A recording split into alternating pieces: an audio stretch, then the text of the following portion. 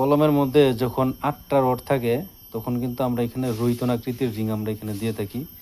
তো এই রিংটা দিলে কিন্তু অনেক ঠিকাদারদের আসলে গায়ে জ্বালা এসে যায়, তারা কিন্তু আসলে এইটা বাদ দিয়ে কিন্তু তারা এখানে কাজ করতে চায়।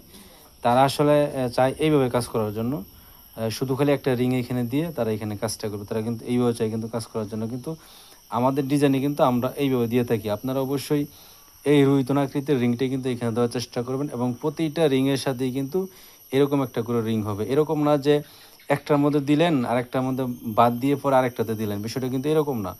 আপনি প্রতিটা রিংয়ের সাথেই কিন্তু আপনাকে রোহিতন রিং দিয়ে এখানে কাজ করতে হবে। যেহেতু বর্তমানে কিন্তু আমাদের ভূমিকম্পের পরিমাণ কিন্তু নিয়মিত বাড়তেছে, তো অবশ্যই আমাদের বিল্ডিংগুলোকে অবশ্যই মজবুত করে করতে হবে। তো তার মধ্যে কিন্তু কলাম কিন্তু একটা গুরুত্বপূর্ণ একটা স্ট্রাকচার। এটা অবশ্যই যদি দুর্বল থাকে তাহলে কিন্তু কলাম ফেল হবে এবং আমাদের বিল্ডিং কিন্তু টিকবে না। আপনারা সম্পূর্ণ ডিজাইন মেনে এইভাবে কাজ করবেন। এইভাবে কাজ করা থেকে আপনারা নিজেরা নিজেদেরকে বিরত রাখবেন। ধন্যবাদ সবাইকে।